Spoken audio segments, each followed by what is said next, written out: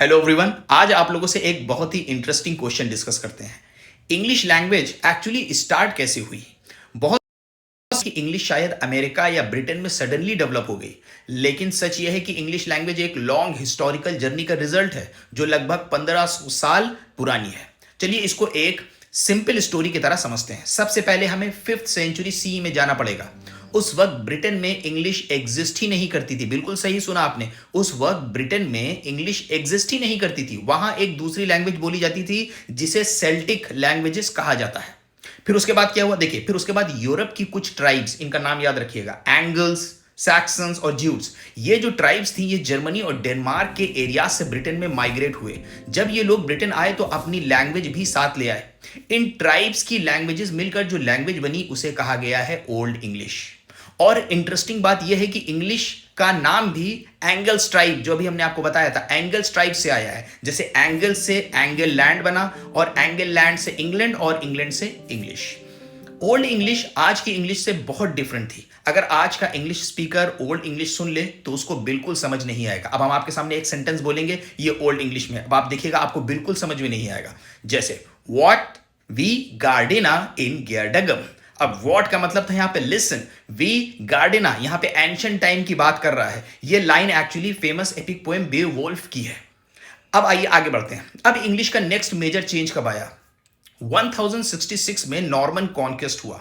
देखिए, फ्रांस के Norman rulers ने इंग्लैंड पर कंट्रोल कर लिया। अब रूलिंग क्लास उस वक्त फ्रेंच बोलती थी और कॉमन लोग इंग्लिश। इसका रिजल्ट यह हुआ कि इंग्लिश में हजारों फ्रेंच वर्ड्स ऐड हो गए। जैसे आपके सामने कुछ एग्जांपल देते हैं, जैसे कि ये वर्ड जो है गवर्नमेंट, फ्रेंच के जरिए, कोर्ट, जस्टिस, आर्मी, जज, प्रिजन, ये सब कहां से आ गए? फ्रेंच के जरिए आ गए। इस स्टेज की लैंग्वेज को कहा जाता है मिडिल इंग्लिश। चलिए अब देखिए आगे बढ़ते हैं। इसी पीरियड में फेमस राइटर जेफरी चॉसर ने कैंटरबरी टेल्स भी लिखी। अब आते हैं हम लोग नेक्स्ट स्टेज पर। अब देखिए इसका जो नेक्स्ट स्टेज आता है वो आता है 15 से 16 सेंचुरी में। एक मेजर लिंग्विस्टिक चेंज हुआ जिसे लिंग्विस्ट कहते हैं। ग्रेट वॉवेल शिफ्ट हुआ। इस चेंज में इंग्लिश प्रोनाउंसिएशन को कंप्लीटली ट्रांसफॉर्म कर दिया, यानी इस चेंज ने इंग्लिश प्रोनाउंसिएशन को कंप्लीटली ट्रांसफॉर्म कर दिया। इसी पीरियड में प्रिंटिंग प्रेस आई और इंग्लिश ग्रेजुअली स्टैंडर्ड होने लगी। फिर आते हैं शेक्सपियर के टाइम पे।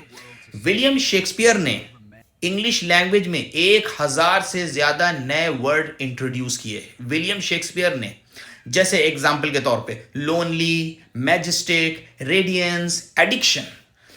इस स्टेज की लैंग्वेज को हम लोग कहते हैं मॉडर्न इंग्लिश। फिर ब्रिटिश एम्पायर के एक्सपेंशन की वजह से इंग्लिश दुनिया भर में स्प्रेड हो गई, अमेरिका, इंडिया, अफ्रीका और ऑस्ट्रेलिया तक। आज इंग्लिश दुनिया की ग्लोबल लैंग्वेज बन चुकी है। साइंस, टेक्नोलॉजी, एविएशन, बिजनेस और इंटरनेट, सब में इंग्लिश डोमिनेंट लैंग्वेज है।